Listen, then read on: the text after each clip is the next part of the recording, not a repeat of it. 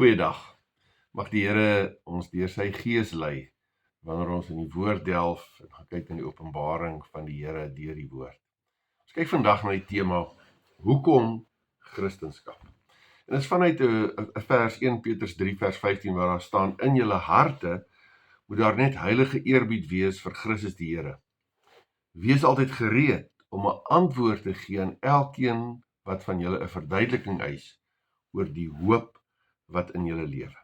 Daar's 'n hoop wat in ons lewe. Ons moet gereed wees om 'n antwoord te gee vir elkeen wat 'n verduideliking daaroor eis. En dan sê die volgende vers ook 'n bietjie hoe ons dit moet doen, maar doen dit met beskeidenheid en met eerbied vir God.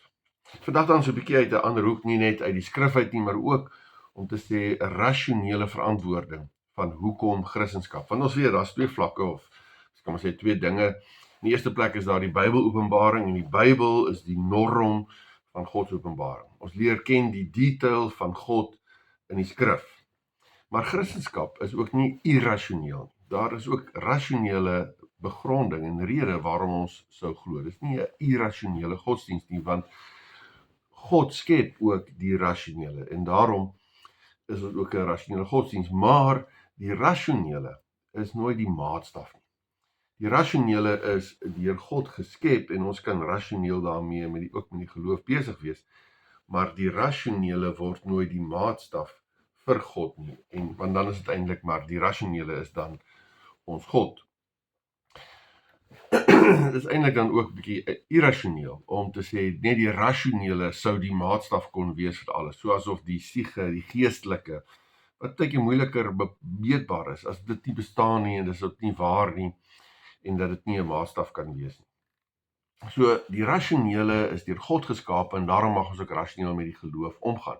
En in gesprek met mense wat glo, is dit noodsaaklik om dan, as jy in gesprek is, eintlik maar te begin by die groot vrae. Help nie jy val vas in hoekom die kerk sekere foute gemaak en hoekom het hierdie ding so glo. Jy moet eintlik by die boonste vraag begin, naamlik, is daar 'n God en hoekom sê ons daar is 'n God en hoe ken ons God en hoe kan ons in 'n verhouding met hom wees, voordat jy met al die klein verskilletjies wat iemand baie keer opbring, mee besig is. Want as jy nie ooreenkom met die voorafgaande nie, dan gaan gesprekke wat bietjie laer af in die debat is, gaan eintlik nie sin maak nie, want jy is nie op dieselfde bladsy nie.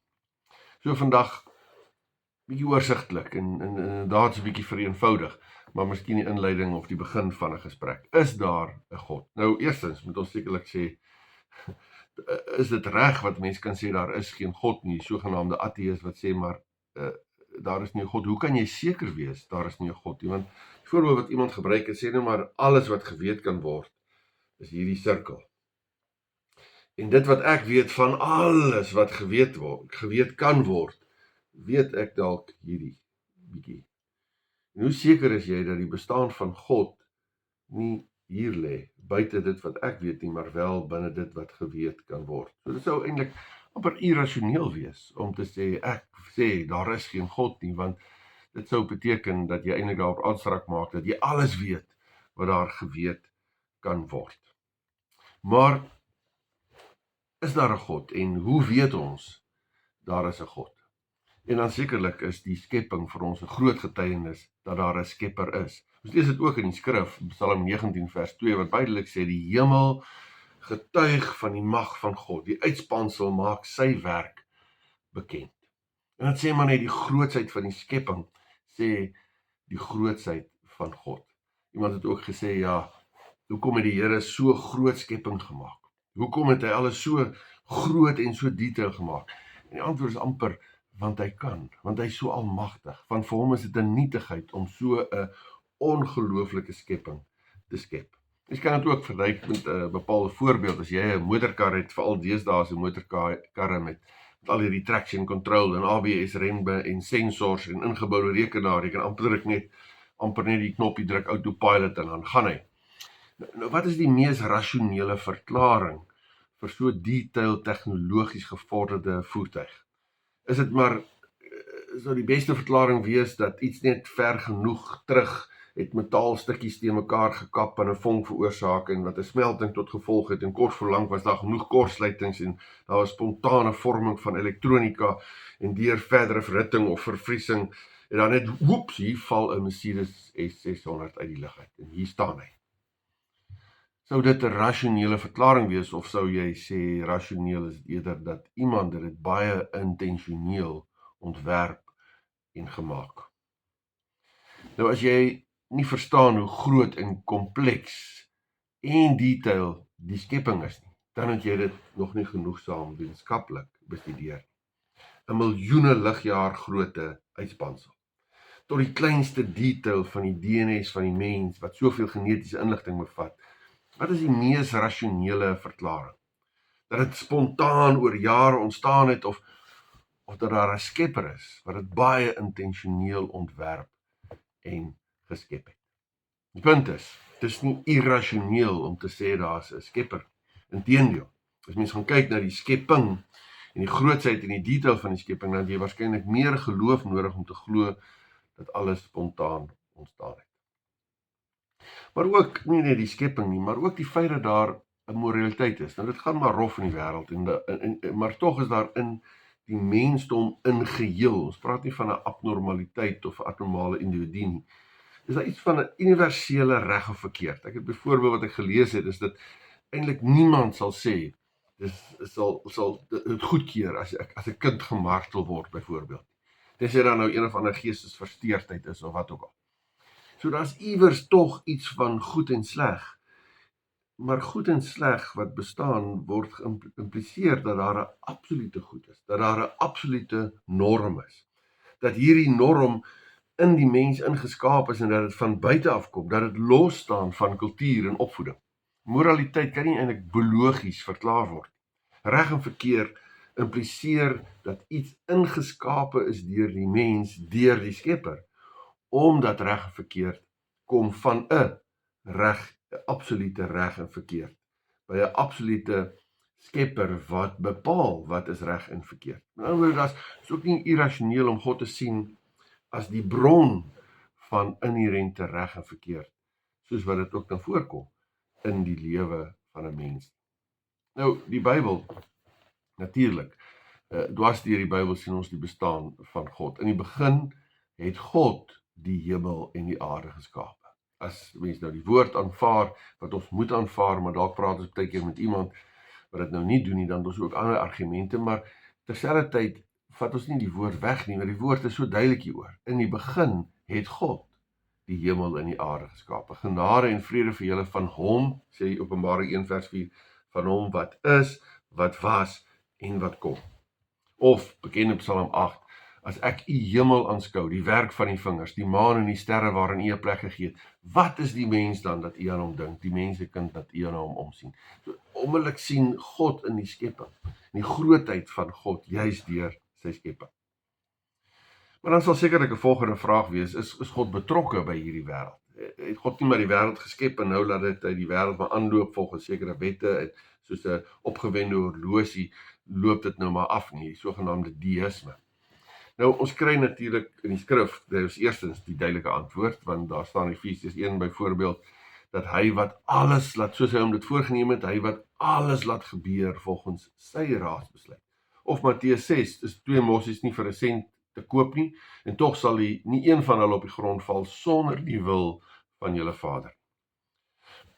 Maar ook uit 'n ander hoek, as 'n mens kyk na die mens as skepping van die skepper, dan sien ons by die mens wat deur God geskaap is, altyd 'n hinkering na iets groters, na God, of na 'n godheid. Selfs by die primitiefste mens is daar iets van 'n besef en 'n soek na iets groters. Iemand het gesê, die slimste, die mees ontwikkelste aap het dit nie, hierdie soeke om iemand te aanbid en iemand groot is, terwyl die primitiefste mens het dit wel, 'n hinkering na God. Hoekom?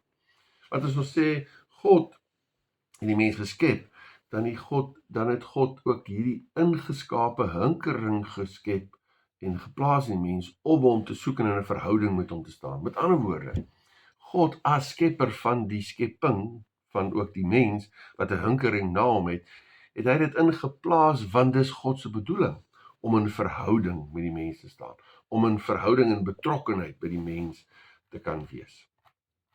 Ons sien dit ook in Handelinge 17 vers 27, God het hulle gemaak om hom te soek, al sou hulle ook moes rondtas om hom te vind. Hy is nie ver van enige een van ons af.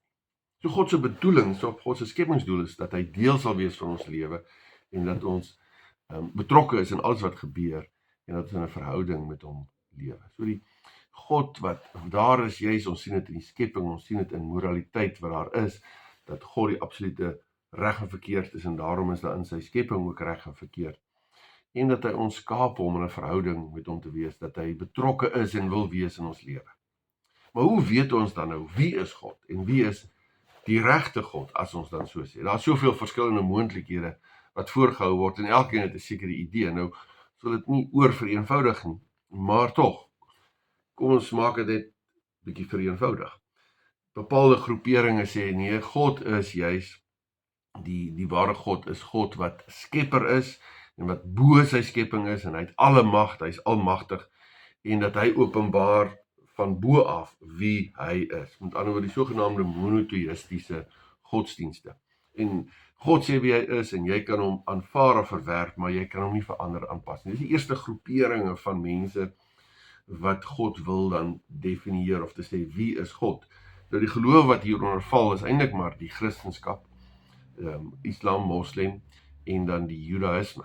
Nou dit lyk of dit partykeer dieselfde grond of selfde manier van doen het, maar dis eintlik verskil hulle fundamenteel, verskil hulle ten diepste. Want die Christendom gaan oor God drie-enig, Vader, Seun en Heilige Gees. Dis 'n drie-enige God. Dis anders as bloot net soos Allah wat net een God is. Hier word God in die Christendom word God geopenbaar as Vader, Seun en Heilige Gees, waar God drie-enig genadig is, waar Jesus wat self God as mens word en plaasvervangend vir ons sonde betaal.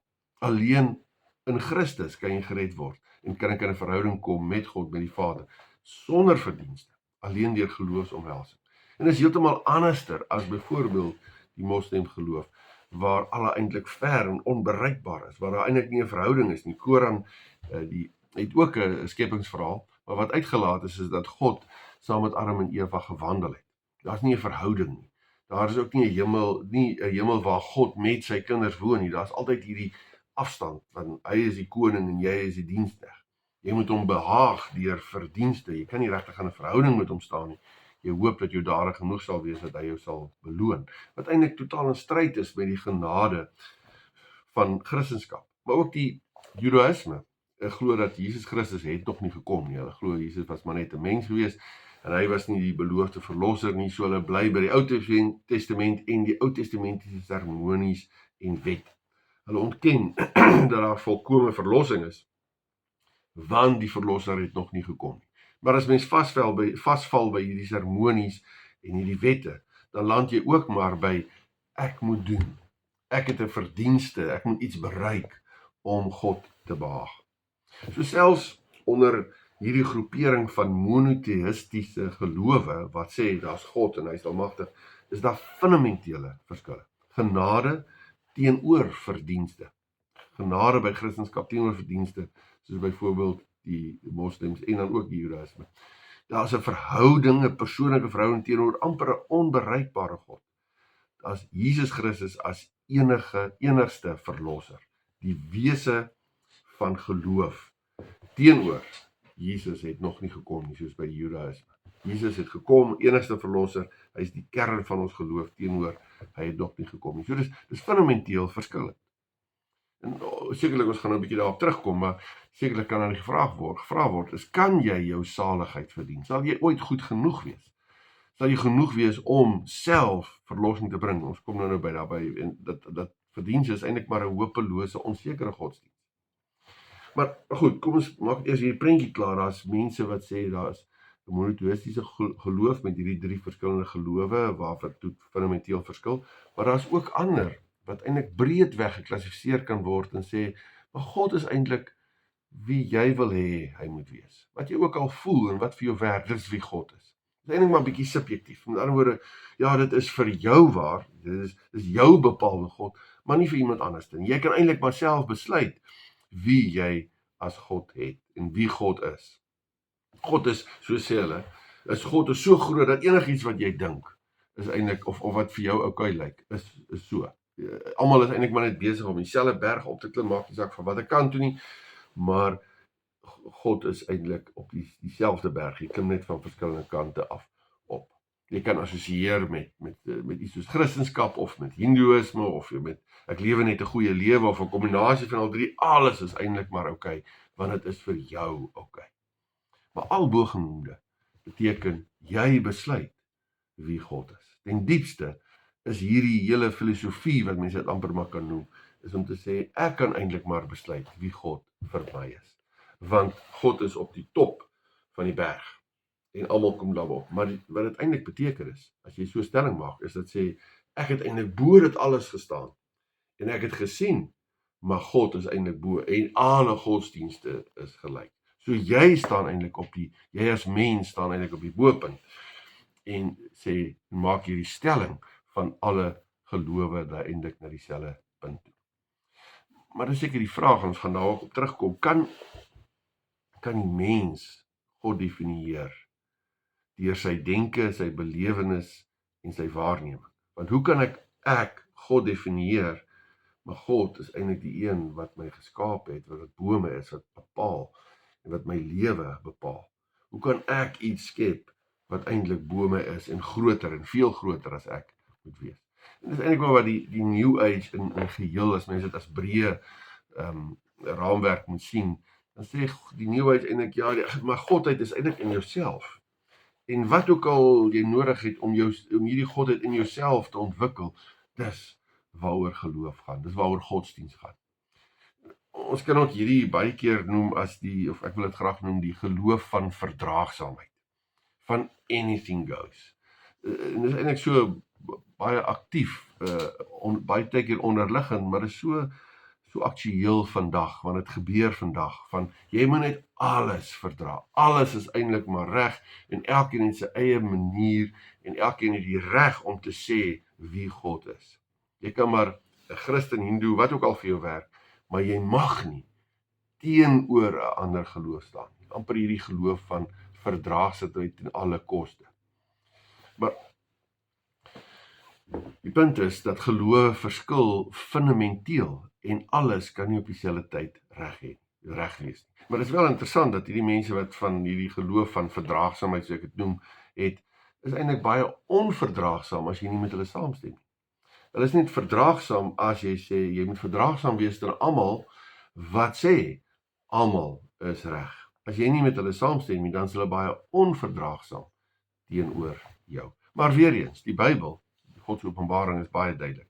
1 Korintiërs 17, daar is niemand soos U nie, Here. Buiten U is daar geen God nie, van hoeveel gode ons ook al gehoor het. Of Jesaja 44, so sê die Here, die koning van Israel, sy verlosser, die Here die almagtige, ek is die eerste en die laaste, buiten my is daar geen God. Daar is net een ware God. Handelinge 4 vers 12, hy, dit is Jesus, bring die verlossing en niemand anders nie. Daar is geen ander naam op aarde aan die mense gegee waardeur God wil dat ons verlos moet word. So, monoteïstiese godsdienste van wat Judaïsme en Moslem en Christendom is wat fundamenteel verskil. Dan kry jy hierdie groep wat eintlik maar sê ek besluit wie God is. En ek bepaal en definieer God, wat eintlik 'n kontradiksie is, want hoe kan jy God bepaal wat oor jou is? Maar dan kan jy ook 'n groep wat genoem word die bonisme of 'n denkwyse waarvan die pantheïsme eintlik maar die belangrikste is, waar hy sê God is in die skepping en die skepping is God en God is die skepper. Alles is dus God. Ook jy as mens is eintlik in wese God. Daar's nie 'n onderskeid tussen God en skepping nie. Maar selfs in jou polytheïstiese gelowe, waar daar baie gode is, byvoorbeeld Hindoes en Boeddhisme en selfs Afrika godsdienste, of die Romeinse gode of die antieke Griekse gode, kan ons ook amper in hierdie konteks plaas, want hulle kyk eintlik maar na die natuur, dit wat hier is, en sê, ja, maar vir elke aspek van die natuur is daar 'n God. Of daar is soveel gode wat hier is, maar is eintlik in die wêreld. So die wêreld is God en die God is die wêreld. Selfs die Afrika godsdienste wat eintlik die skepping, die mens in die skepping sien as die een wat bepaal wat dan nou ja die voorvader geeste is, wat sê en vir wie jy moet behaag. En hierdie beweging sê, alles kom uit die skepping. Daar's dus nie 'n bo die skepping enkel almagtige God. Jesaja 44 wat praat van die almagtige God, beteken hy het alle mag.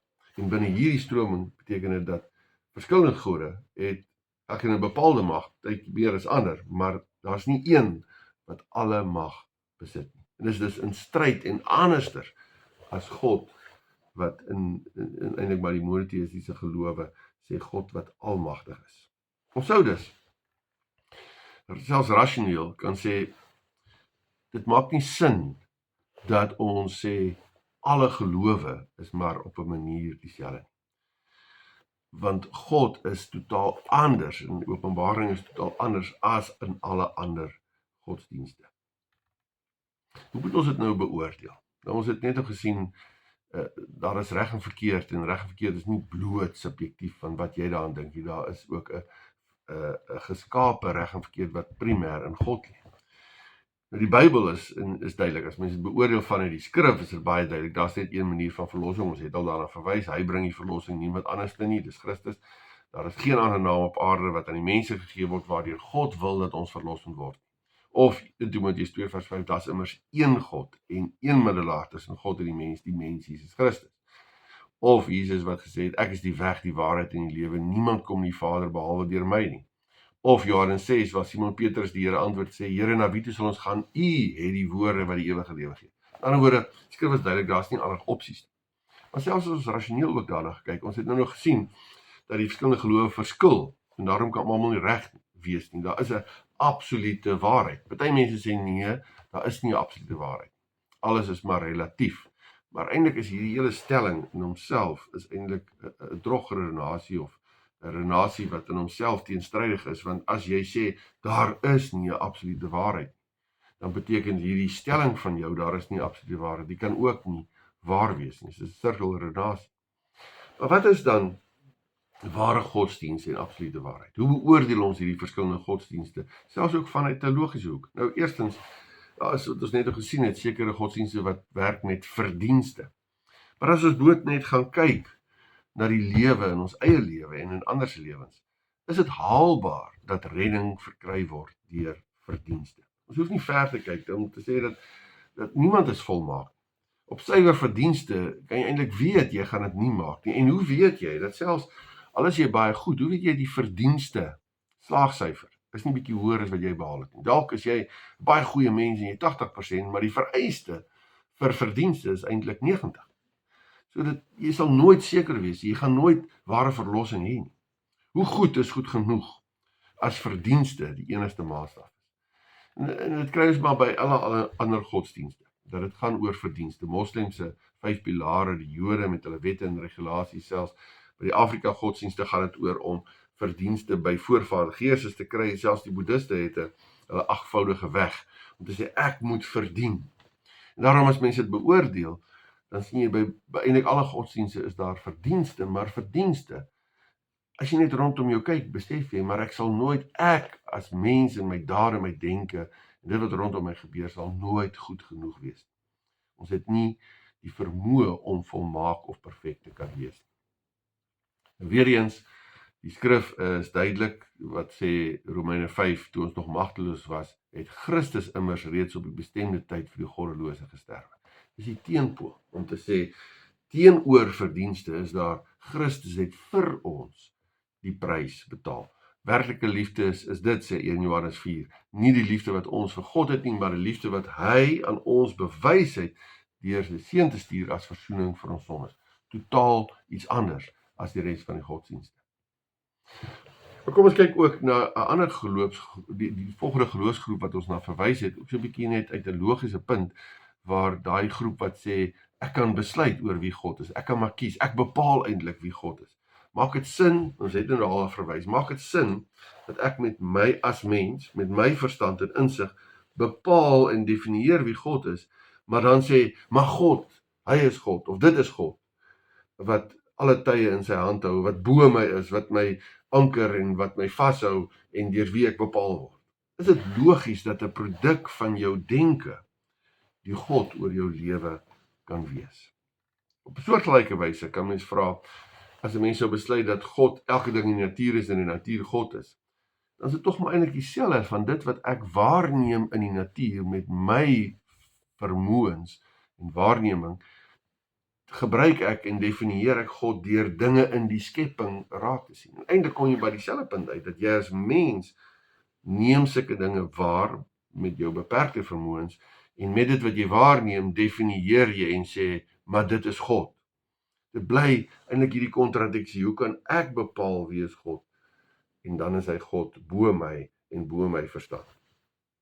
Judaïsme ook, as mens dit moet gaan beoordeel, en sê, maar jy weet dat hulle verwerp Christus. Nou, ons gaan bietjie eintlik in die volgende geleentheid, gaan ons juist kyk oor, hoekom sal ons sê, Jesus Christus het werklik na die aarde toe gekom, maar ook dat hy God is, en dat hy bonatuurlik gefunksioneer is, dat jy ook die getuienis het, dat hy die dood oorwin het, en dat hy die wonderwerke gedoen het. Ons gaan bietjie daarna kyk. Maar die punt is, ons moet terugkom by wat sê die skrif. Selfs rasioneel kan ons dit onderskei, kan ons die verskille rasioneel sien, en in beoordeling daarvan is dit eintlik onbevredigend, om te sê, jy kan nie jouself red nie. Jy kan nie 'n God skep wat jy bo oor jou wil stel. Maar wat ons in die skrif lees, wat ons in die Bybel lees, wat ook sin maak rasioneel, is juist dat ek as mens myself nie kan red nie, myself nie kan losmaak van 'n verkeerde en sinlose bestaan nie. Ek is vasgedraai in myself, ek het iemand buite myself nodig om my te verlos. En dit is Jesus Christus, wat inderdaad in sy liefde gekom het, mens geword het, in my plek kom sterf het, die dood oorwin het deur die opstanding, en dat ek deur geloof in hom in sy genade kan lewe. Dit is eintlik maar die manier hoe ek kan verstaan en sin maak van dit wat in hierdie wêreld is en wat in hierdie wêreld gebeur. Dit is eintlik, soos iemand gesê het, geen godsdiens gaan jou by God uitbring nie. Net God, wat bo jou is, wat groter is, kan jou by hom uitbring. Net God self. En dit wat Christendom is, die enigste godsdiens wat jy dit gebeur het, dat God self het mens geword en het versoening gebring. Hy self is die weg na die Vader, na God drie-enig. Christendom is dus uniek. Jesus het die dood en die mag oorwin. Hy het gekom en hy het die dood en die mag, die dood en die duiwel oorwin. En daarom kry ons dan ook in die praktyk vandag, dat selfs demone of bose geeste word uitgedryf uit mense in die naam van Christus, maar nooit andersom nie. Dit is nooit iets dat 'n bose gees, Christus gees sal uitdryf. Want hy is die oorwinnaar. Hy het gekom en die oorwinning behaal. Jesus is die weg, die waarheid en die lewe, die oorwinnaar. Ek wil afsluit met die laaste gedagte, so dikwels wil mense wegdeins van die waarheid en verskoning soek vir hulle eie godsdiens en hulle nie verbind tot godsdiens nie en God nie omhels nie, deur wat ek wil noem 'n teologie van vrae. Mense wat eintlik nie regtig soek na wie is God nie, maar met 'n klomp vrae eintlik dit as 'n verskoning gebruik om nie te reageer nie en nie God te omhels nie, want hulle sê, solank daar nog 'n vraag is alles onseker. Solank alles nie klinkklaar uitgesorteer is en uiteengesit is nie, dan is daar nog soveel dinge onseker, en dan kan jy eintlik maar glo wat jy wil, want niks is regtig waar nie, maar daar is te veel vrae, maar is dit regtig so? Die voorbeeld wat ek wil gebruik is, sê nou maar 'n mikrogolf. 'n Mikrogolf maak jou koffie vir jou warm, en kook die kos in die helfte van die tyd, en dit werk, en is great, en is 'n goeie uitvinding. Maar nou kom daar iemand en hy vra jou 'n vraag oor die werking van die mikrogolf, en jy kan dit nie antwoord. Nou dat jy nie al die vrae oor die mikrogolf kan beantwoord, wat beteken dit nou? Beteken dit nou, daar is eintlik nou nie meer 'n mikrogolf nie. Dis alles nou onseker. Kan ek nou ooit nog die mikrogolf gebruik en gaan dit nog steeds my koffie warm maak en my kos gaar maak, selfs al weet ek nie hoe werk dit nie? Of mense gaan selfs so ver gaan sê, maar bestaan daar nou regtig nog 'n ding soos 'n mikrogolf? Is dit nie regtig net in my kop nie, as ek dit nie rasioneel duidelik kan sê en verstaan nie? En natuurlik, die feit is dat selfs al weet ek nie alles van 'n mikrogolf, beteken dit nie dat die mikrogolf nie bestaan nie. Die feit dat daar nog vrae is oor die grootheid van God, en daar sal altyd wees, want God is baie groter as die mens, beteken nie dat God nie bestaan en dat dinge nie seker is nie. Die punt is net, beteken, jy kan nie God deur jou vrae laat ophou bestaan nie. En dit beteken nie dat as daar nog vrae is, dat God nie seker is nie. Maar die punt is, jy kan nie en jy mag nie skuil agter dit wat jy nie weet nie. Jy moet reageer op dit wat jy wel weet. Om te reageer wat wel geopenbaar is. En nie te skuil agter die dinge wat dalk nog onseker is nie. En wat wel geopenbaar is, binne alles wat gesê is vandag, is uiteindelik maar Johannes 3 vers 16. Dis wat geopenbaar het. So lief het God jou gehad, dat hy sy eniggebore seun gegee het, sodat wanneer jy in hom glo, jy nie verlore sal gaan, maar die ewige lewe sal hê. Dit gaan oor 'n verhouding met God. Dit gaan oor God se genade wat jy in die geloof moet omhels. 'n Verhouding met God is 'n werklikheid en 'n waarheid. Amen. Kom ons bid saam. Onse Vader wat in die hemel is, dankie dat U God is, bo ons verstand, bo ons lewe, groter as ons lewe, en tog ook in ons lewe. Dat ons U kan lief hê met emosie, maar ook met ons verstand. Dat ons met U kan praat en oor U kan dink, ook rasioneel, want U het dit geskaap. Ja, dankie Here, bo alles dat ons in 'n kenverhouding met U mag lewe. En ons bid vir elkeen wat dalk nie daardie verhouding het. Dat U elkeen sal oorweldig met U liefde ook nou. Dat elkeen sal besef, dit gaan oor U as God en nie oor ons as mense. Dat ons mag opnuut inhardloop in U arms, in die geborgenheid, die sin van die lewe, die ware lewe, die betekenis van die lewe by U kan vind. Here, ons bid dit uit U genade in die naam van ons Here Jesus Christus. Amen. Die genade van ons Here Jesus Christus, die liefde van God ons Vader, die gemeenskap, die teenwoordig wees, die troos en die krag van die Heilige Gees, is en bly met U elkeen. Amen.